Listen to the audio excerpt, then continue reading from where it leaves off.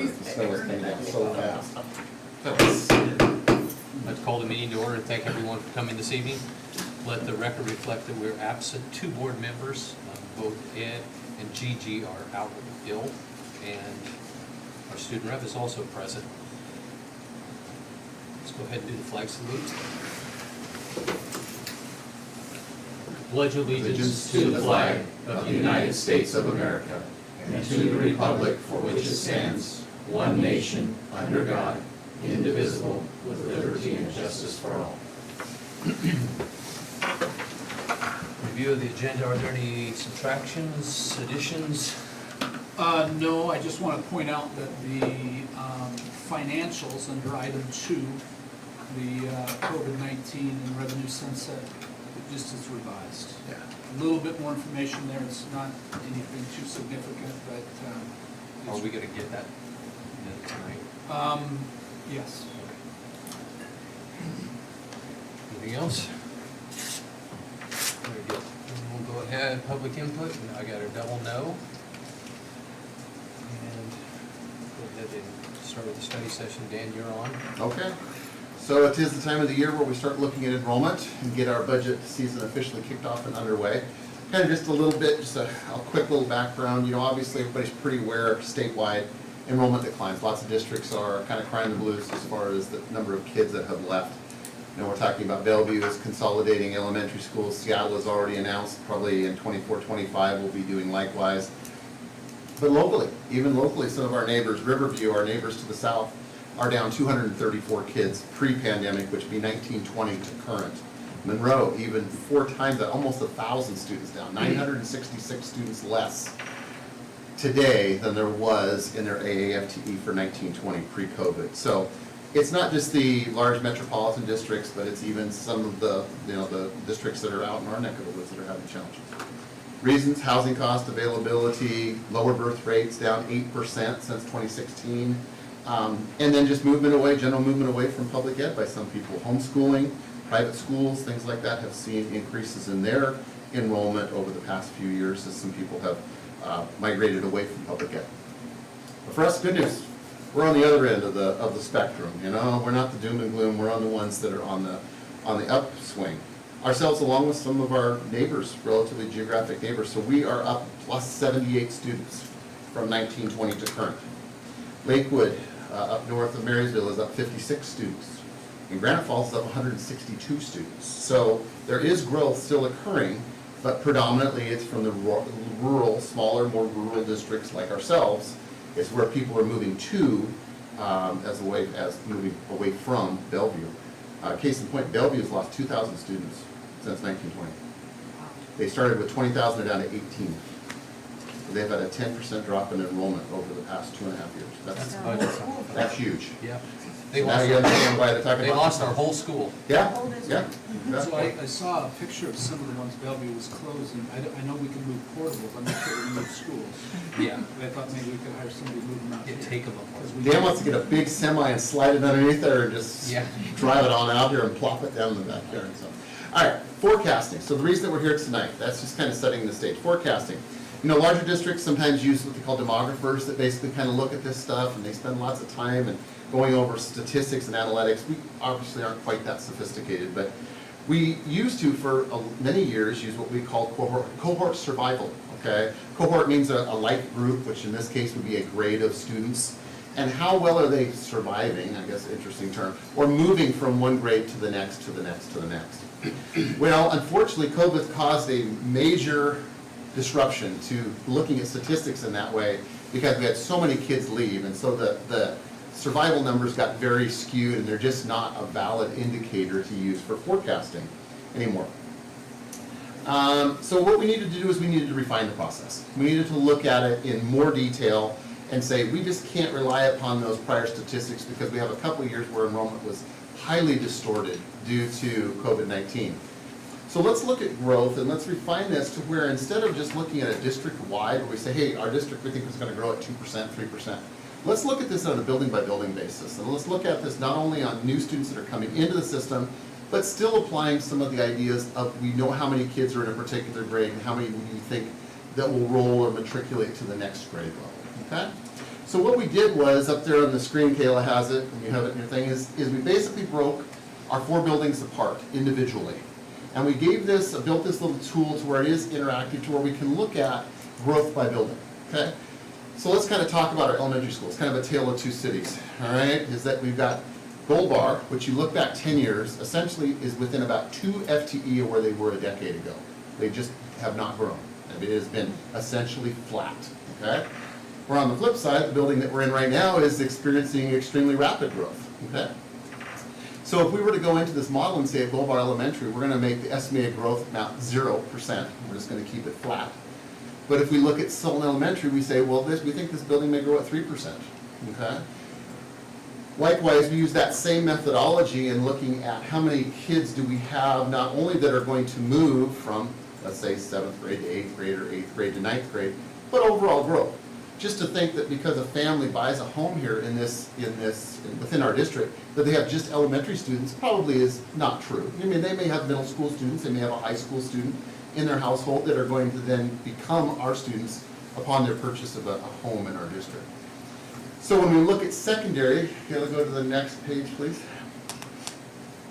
So we look at some growth as far as less at the middle school and then at the high school as we roll these up. So we're looking at 2% middle school, 2% at the high school. This is going to give you an overall. These then feed into the overall totals for the district, which would give us a plus 67. Okay? Primarily that's going to be growth here of about 37 at this building and essentially about 30 at the high school. Middle school is going to stay essentially flat. You might say flat, you're showing 2% growth. The problem is they have a 5th grade class coming into 6th grade that's relatively small in reference to the class that's an 8th graders that are leaving and going into 9th grade. So they're getting a big classes leaving, a relatively smaller, about 15 students, smaller classes coming in. So even if we get some new kids, they're gonna see probably an overall decline. They're at 439 in this particular model here, 438, excuse me. And I think they're at 443 or something like that right now. So that's where we see the growth. We see the growth definitely at this building. We see growth at the high school because of the size of classes. We've got a large 8th grade class and a small senior class this year. So they're gonna get more kids by simply rolling those forward. Middle school will stay flat or maybe even a little bit down, and I think Gold Bar will stay relatively flat for next year. So those are kind of the assumptions that we've built into the models as far as what we're expecting for this upcoming year for the 23-24 school year. Did you take into consideration, we've all probably spent a lot of time thinking about this lately, I can see where we would have growth in kindergarten that we don't know about because of the new homes that have been occupied in the last 2, 3, 4 years that had 3-year-olds that have now aged and they're ready for kindergarten. But growth has slowed dramatically in those areas. And so I don't see where we would have as big a growth as you're forecasting when our housing growth has really slowed down dramatically in the last 3 to 6 months. In the housing, number of housing transactions, you're correct, Russ. In 2022, there were fewer housing transactions than in the last decade, okay, nationwide. But again, I think we will all agree that we kind of have a little microcosm of activity that is kind of bucking the trend out here. Again, I don't know, Dan, I mean, you Yeah, obviously live up in that area, you drive through there every So day. if you're going up Sultan Basin, I can't think of Windham 3, I think it is. Yep. 171 houses they're going for. And they're building them all out. And if you go up there, coming down this morning, I think there's 6 that are, you can tell, they're homes. That's something like. I don't doubt that they're building them, but sales have slowed. I don't know, half a dozen clients. Out here, they're still going pretty quick. Well, there's houses for sale in the development across the street from you that aren't sold, and that wasn't the case. I had one in my neighborhood that went up for sale a month and a half ago, it's pending. Just worried these interest rates, and we're gonna see at least 2 more blips. Yeah, I guess, let me say a couple of things.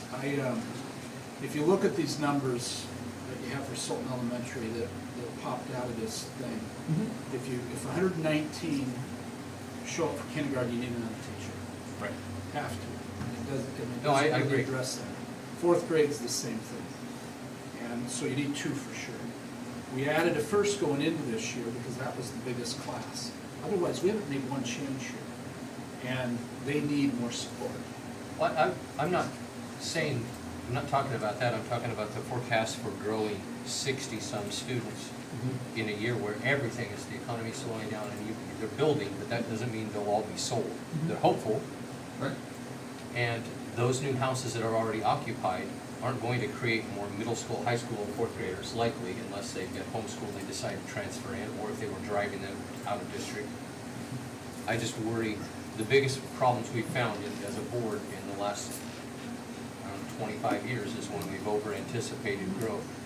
And if we don't have any growth, we'd be, I don't know, 800,000 in the hole with that many students. Yeah. And I'm certain that we're gonna have some growth. 816,000 in that ballpark. That's what those additional students would generate. It's about $815,000-ish, not counting some of the extra categorical enhancements. Some of the Base kindergartens, enrollment. there's two additional pieces to the kindergarten in this school, why it went up to where it went up. 11 kids are coming from transitional kindergarten at Gold Bar. And so, 11. Right, I read that in the. Provided they don't move, they're coming. There is, I think, 19 from our developmental preschool here at this school. But those three, there's 30 right there, just between those two. Right. No, I see, I have no objection to seeing kindergarten growth. In fact, we could have it underestimated. I just worry that we have some of the other age categories a little higher than I'm comfortable with. And obviously, I'm one voice, and this is a study session, so we have time to adjust up, down, or Right. keep it the same. Well, design this tool is interactive, so certainly, again, it is applying a percentage to an entire building. You can change, those yellow cells are input cells, so we can change those percentages and it'll recalculate not only the building totals, but it'll aggregate them to the district. We could add some more sophistication to do it on a per grade level. It's not quite to that level of sophistication yet, but it is per building. So again, currently it's 0% at Gold Bar, 3% at this building, 2% and 2%. We could change them, we could change those numbers to something Well, else. I'm just really worried, timber industry dollars are down 800,000. We're gonna talk about that, yeah, Yeah. of where we wanna And probably if budget we- next year. If we estimate this, even if we're half off, we're gonna be another 400,000, give or take. And that's a substantial amount to come out of our yearly budget and to try to maintain a 4%. Try to stay above water. So my question would be, how do we enhance kindergarten if we had a lesser number in the overall growth? Because I know we need to. You can see the class size. We also need to be talking about how we equalize the enrollment at our elementary schools on a medium timeline. Obviously, we can't just say next year half of the kids in this school are going up there. But we have a real distinct problem, and Gold Bar isn't growing. Yeah, Gold Bar, like I said, I looked back 10 years, Russ, and literally, they had numbers that were within 2 of that 340. I mean, Yeah, they're there's- 344, they don't have houses. 345, There's one 347, development 341. I don't know when It it's just going in. it hasn't grown. Right, well, there's no places for the people There, to move. of any appreciable numbers of homes, Right. there's onesie twosies, type of thing, but there's no big plots of land for big developments up there. So, we I feel feel like pretty comfortable at Gold Bar. So This is the other obviously- thing to say that's not represented here, Sultan Elementary grew by 10 between January and February. It's not shown there. Yeah, it did, correct. But it was up 10. Well, I'm not doubting the growth. I'm worried about us assuming it will continue at this rate. And even though it's half of our growth for last year, I thought that Mhm. was, Yep, we dialed it back, right, about 50%. and I know we underestimated this year substantially. And that probably is why we're short of kindergarten teacher or maybe another elementary school teacher. And Russ, so those were some of the things that, when I did do this initially, those are some of the points that you're raising are things that I certainly considered as I looked at these numbers. But I think the indications are still very strong that we will continue to see growth. Will it be at a less rapid rate than we saw this year? Yes, That's probably. what I think. Yes, probably. I don't even, I would say, I'm not sure that I 100% agree with it. You think it I will? don't know, but I would say this. Common knowledge that there's a housing shortage. That we are still one of the cheaper places around to buy. And We are. They are currently good. And so, I'm not sure that you could figure out one way or another. I just know that we put exceptional pressure. We don't want to miss too high. We don't want to miss too high, but we put exceptional pressure on schools, on supporting, lots of newness around here that if we don't have enough cash to work with. And that's the problem that we run into, because, you know, short of a first grade teacher here, I authorized today hiring another recess aide, because they've got about 100 more kids than we had here last year. Some of that's kids returning, some of it's new kids. I don't know, I feel like just being around the schools, looking at the high school is another example. They've got more kids, they have one less, you know, we don't have dean students.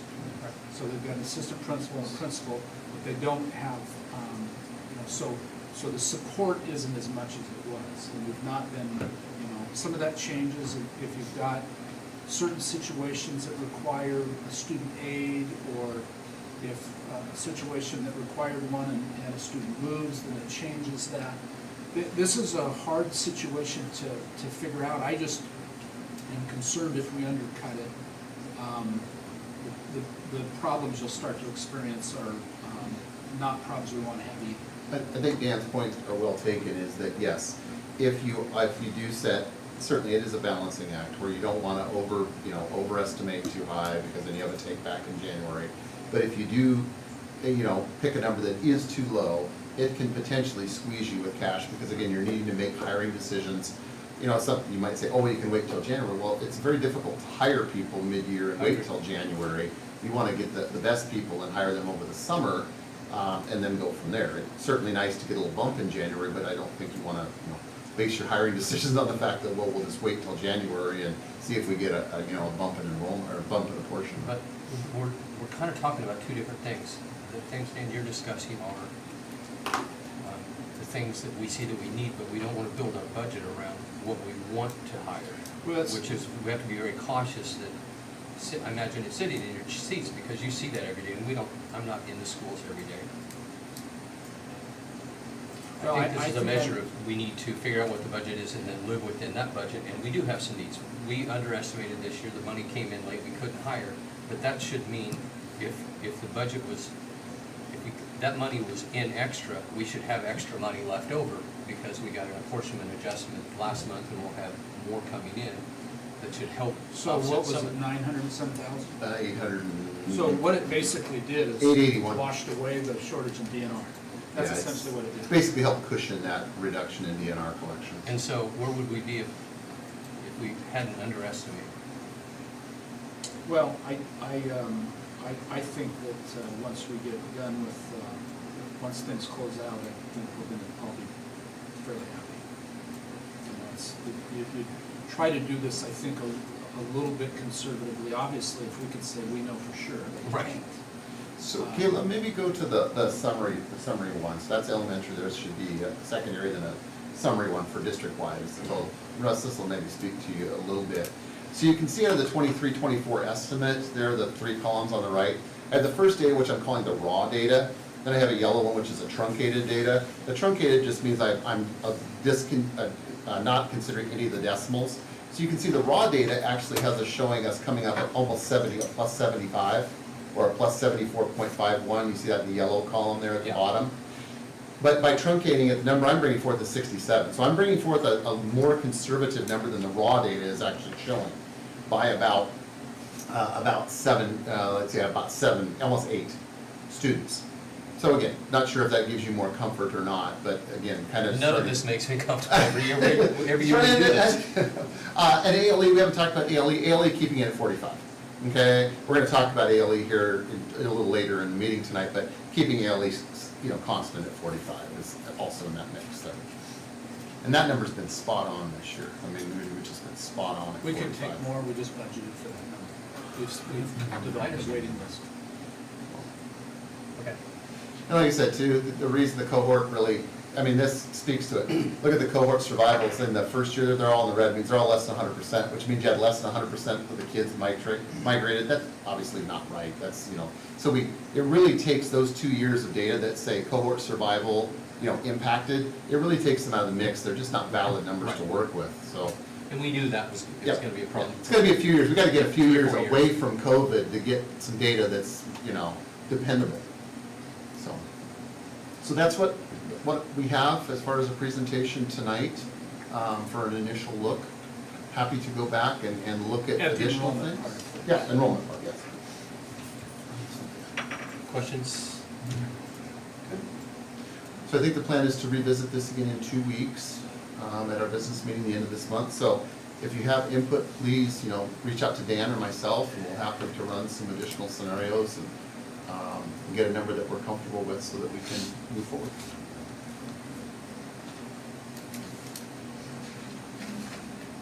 I think you're up next. I am, yeah, I'm getting tired of listening to them here. So I think you got this one that's marked stamped as revised. Kayla, did this actually get loaded to their packet?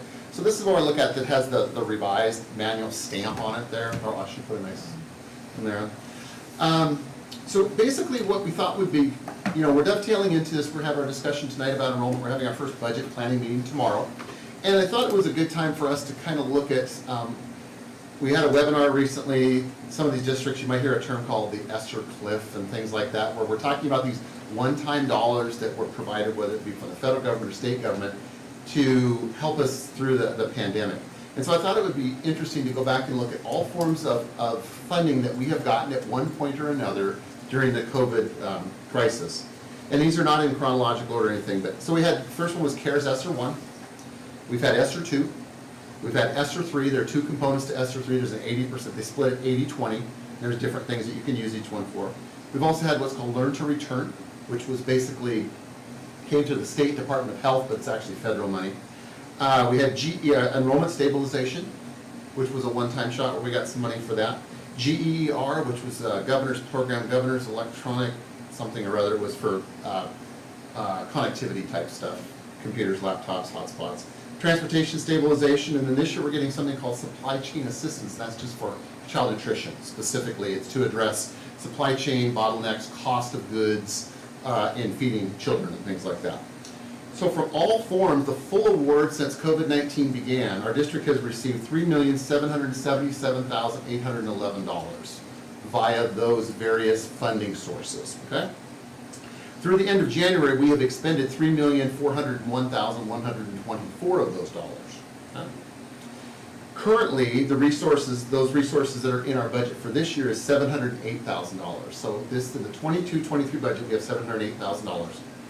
Which, as you can see, we're getting towards the tail end of those, okay? And we'll have about $212,000 left at the end of this year to roll towards next year as far as putting into the budget. So we will have less available resources from these one-time monies, that's very common. We're hearing that a lot from a lot of districts. It's not atypical to work on next year. So then we look at revenues down below, preliminary estimates, changes in budgetable revenue. 22-23 versus 23-24, okay? Well, apportionment. The 67 would equal a plus $816,000, okay? And that's arrived at, you take the basic ed out, the BEA rate of $10,740.50, plus the MSOCs at $1438.84, multiply it by 67, that's the number you come up with, okay?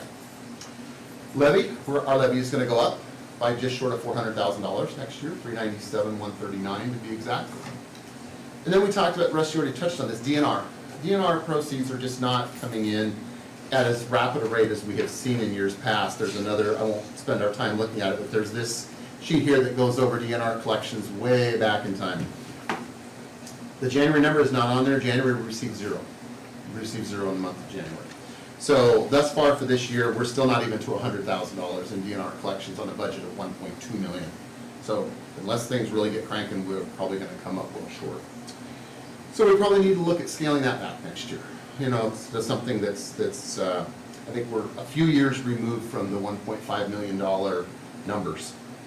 High poverty lap, this building right here, we're working hard to get this building qualified on a 3-year average, but it's very close. So if that were not to come to pass, that would be the impact. Again, that's to be decided, that's initial analysis.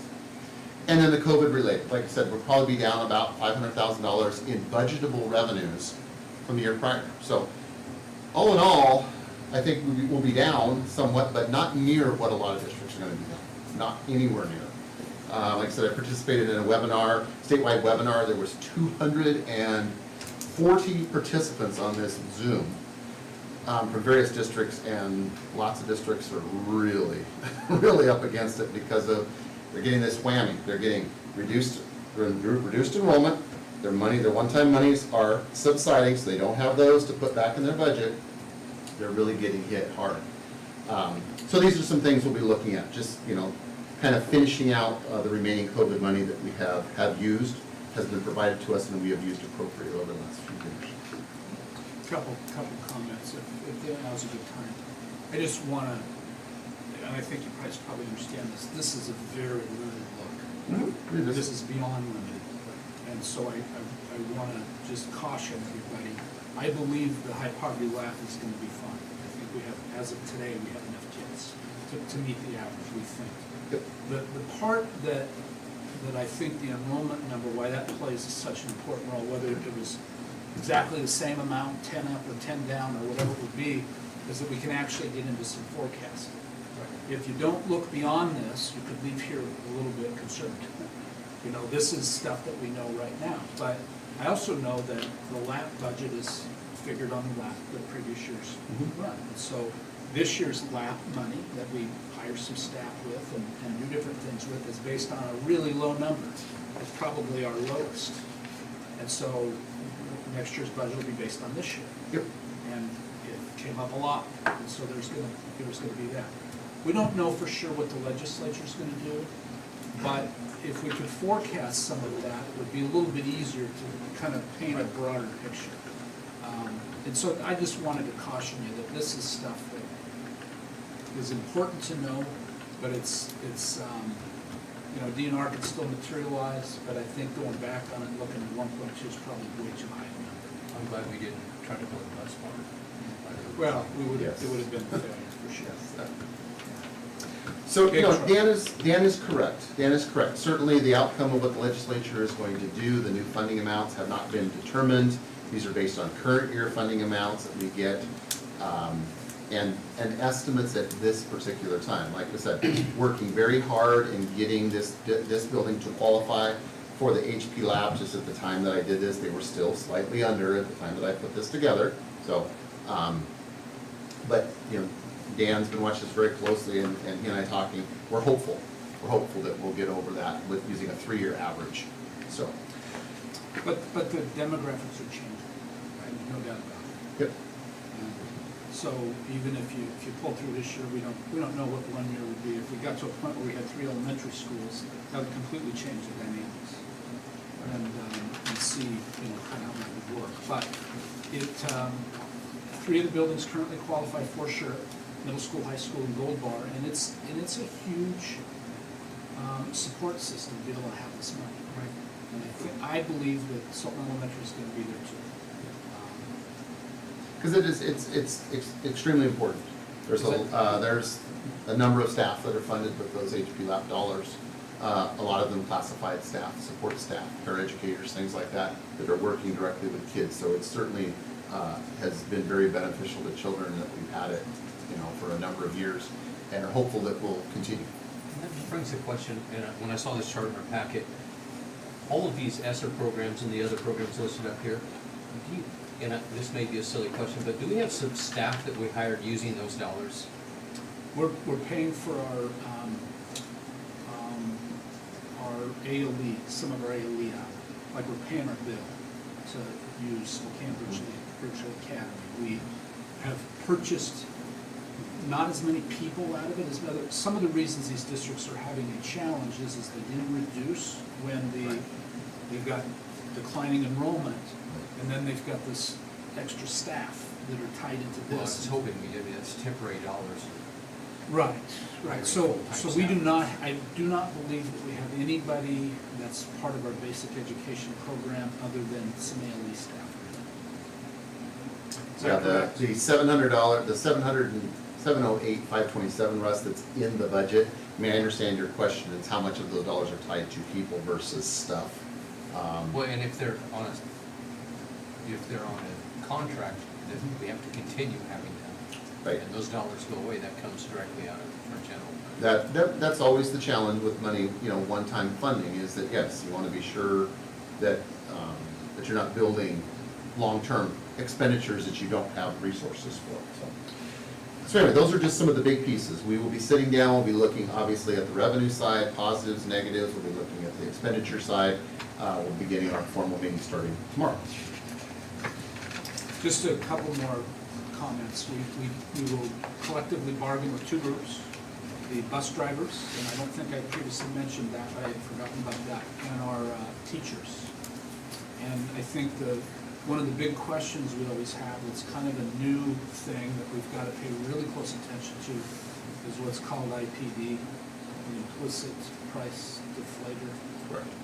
And last year's 5.5%. Well, the problem with the legislature deciding on these things is that they only pay for the staff that are in the, that are part of the what's full funding. They don't pay for any of the people that are in. But we do. Yeah, so that's the challenge. And there's a huge cost associated with that, depending on where that ends up. Has the governor suggested what he's anticipating? I've heard a couple of things. I've heard 5%, but I've also heard that there's a plan to do something over a couple of years. It's about half of that, or not. It's just structured differently, and I don't know all the details of that, but I've heard a little bit about that. And so that's where, if you look at Title I, you look at LAP, you look at TBIP, Transitional Bilingual Program, we have staff in all those programs. And so sometimes what increases as part of the enrollment and grants ends up, kind of going out the door at the same time. But usually you're able to, make some supportive gain out of it, which we want to be able to serve students appropriately, because it's getting harder. There's a couple of campuses that are struggling. It's just we got a lot of kids in places that weren't built for that many. We're sitting in them, just having a hard time. Yeah, I want to be clear, I certainly understand the need that is out there to serve our kids and the struggles that they're having right now. I certainly am very mindful of that, okay, as we look at these things, so. Other questions on that topic? All right, I guess I'm up again. So ALE. So Dan wanted me to look at, and we've done this type of analysis before. Our ALE programs, we've gone through lots of different iterations of ALE. We've done Columbia Virtual Academy. We've had a pretty robust SVO, off-site. We've had, in my tenure, we've had a lot of different iterations of ALE offerings. Currently, what we're doing is the SVO, Sky Valley Options, SVA, the Sultan Virtual Academy, okay?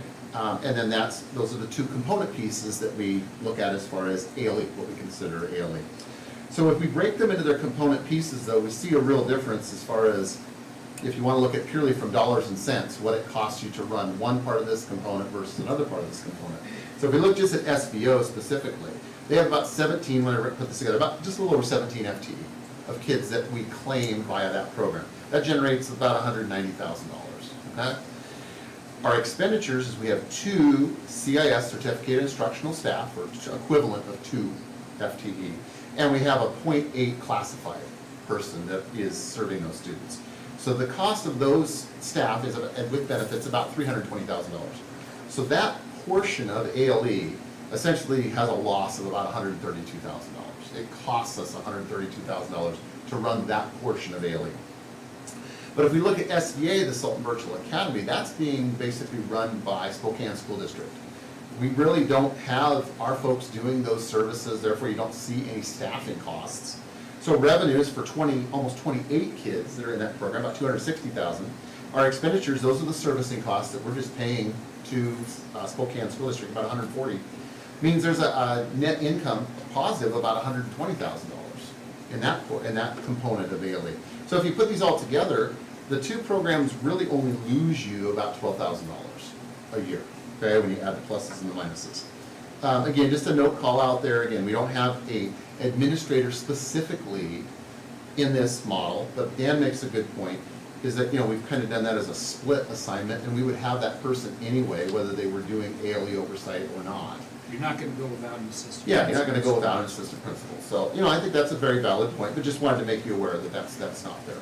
So, But overall, no, I think we were all, Dan, you and I were probably pleasantly surprised that the program doesn't cost the district very much. I think the thing to look at, just to make sure everybody's aware, if you look up the staffing, you have 2 full FTE that's split among 5 staff, I think, or 4. That art, math, English language arts, I think science, that teach a period or 2 in there, and that's what provides that support. And then I think, well, I don't know all of the various endorsements that people have, but from a teaching standpoint, it pulls 2.0 FTE out of the high school to do this. And For 17 students. for 17 students. Yeah, it's a combination, like Dan said, it's a combination of multiple people that equivocate to 2 FTE. Questions about that? Just kind of purely looking at this from How, a dollars and cents standpoint is how all would this we make that, analysis is. forgetting SVA, how would we make SVO more financially viable? Well, if you had, you think of what does it cost to generate $132,000, you're probably 10 talking students. 8 to 10 More students. kids, or more participation. Because you've got a sunk cost, you've got your sunk cost and your labor at 320,000, you just gotta get above that number, and the only way you do that is just, because I think you're running this as lean as far as people as you can, it's just more participation. And all of those students, we can't offer a full high school program within that staffing. So these kids do take some courses at Seoul High School. But it's a So model that works for. Which actually makes it offset even worse if you think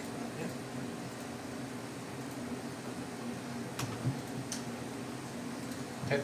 Okay. Okay. Next, or lastly here, I think, last part. Yep. Is just our budget development timeline. I kind of mentioned this already. We're going to have our first meeting tomorrow. And a lot of the participants that are in this group, Mike is in there, Paul is in there, I'm in there, Dan is in there. Crystal, our HR director, would be in there, and Anita, our payroll specialist, will all be part of that team. And we'll sit down. This is kind of the calendar that we're looking at as far as bringing things forward, some key dates and things like that. Not saying that you're going to exercise those, but again, just keeping people mindful of various timelines and deadlines and things like that as we work through the budgeting process. With the idea of, at this point, wanting to bring the budget forward for first read in June and second read in July. That's the goal. This is, last day of the regular session is the 24th of April, so should they get their work done on time, I think that's a reasonable time frame. We certainly have, as a fallback would be August, the budget has to be approved no later than August 31st for it to be sent out and approved. So, but that's kind of where we're at right now as far as our schedule. Questions? Questions about schedule? Okay, last on the agenda is we need to talk about a retreat date. Yeah, let's keep this calendar up. Yeah. And kind of talk about it in relationship to this. I think coming to you on the 13th of February is probably one of the earlier ones where we brought you an initial It is. enrollment. It is. It is, By a absolutely. month or two, for Yeah. sure. Yeah. And part of that is, if something, I guess if something happens that's above what we even think will, the school's gonna be buried. We're just having a tough time. And so, thinking about the way this lays out, I guess I'm of the mind that it would be great to make decisions, as many as we can, before the legislature's done, and that would require us to forecast some things, and the board to say, hey, we believe you guys can do this. Right. Or, and then we just hold it up against what comes out once the F-203 is done, which gives you the actual. But it's hard to plan if you have to wait that long. Right. It just really is hard. If they don't run long, when's the legislature done this year? 24th of April. Last day of the regular session is the 24th of April. So do you think late March, early April for a board budget discussion, Yeah. get together, or did you have another timeline idea? Well, I wanted to see, kind of how tonight went. I would like to do it, I think in March sometime would be good. and hopefully we'll have a little more information. You know, some of the things that are being talked about for districts our size is increase in special ed funding, Yeah, here's the last day. transportation. And they're also talking about districts under 2,750 not losing any of the FTE that go to skill centers. And so if you took what we lose in FTE and you kind of multiplied it by this, bring in a significant amount of money for a system our size. So our March meetings are the 13th and the 27th. So maybe send out one of those requests for Doodle poll. doodle poll, thank you, for the, what would be the offers, the 4th and the 18th, that way we're not having meetings 2 days in a row. And I want to do it, you know, during, I mean, we don't have any indication yet, again, it's only February, of what staff that might be moving, retiring, we don't have Right. anything. And it likely wouldn't at this point, though there is an incentive for people to tell us by the 1st of March. If they know, and they're just told on, some people just want to do it real low key, and I totally get that. Yeah, this is certainly earlier than I have done it in my 10 years here.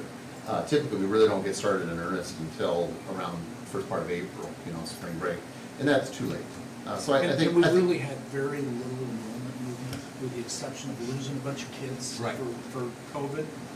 We haven't, but, you know, if you look at this thing, this kind of tells the story. Yeah.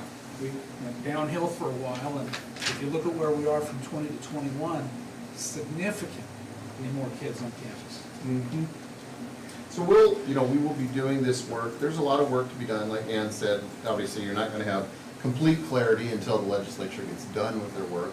We will have a better idea once bills, there's a cutoff for when bills can move forward in the Right. committee and so forth, of what is even gonna be up for consideration.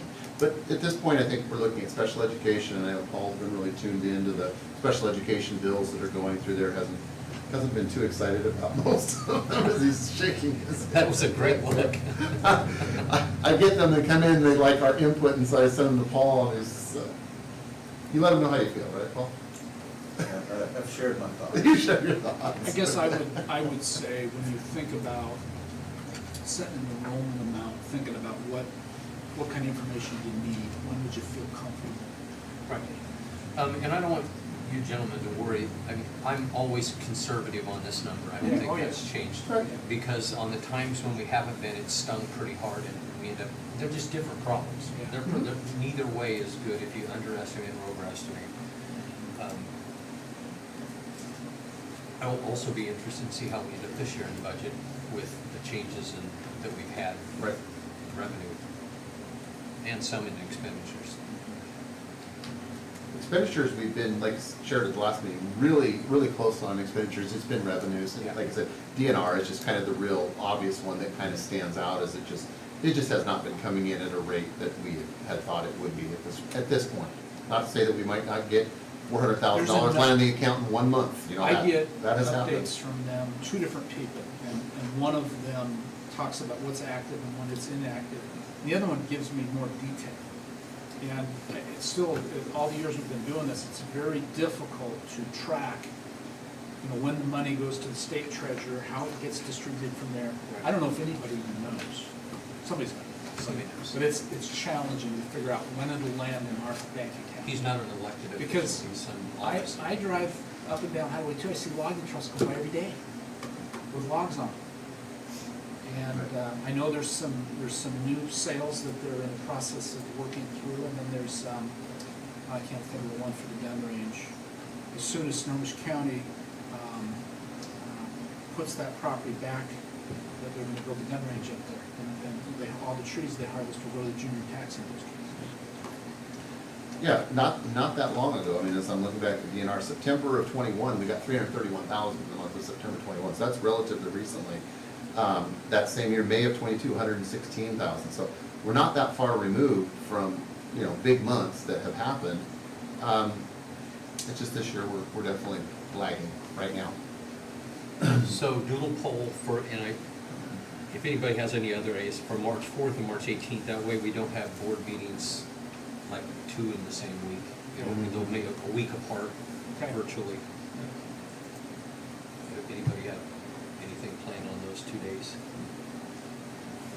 Or we'll send the doodle poll and figure out. Check it better out. Yeah, there you go. And I think that's all we have. Do we have any executive session? No. Anything else? All right. If that's the case, I'll ask for a motion to adjourn. So moved. I have a motion. Do I have a second? I'll second. Thank goodness. I have a motion second.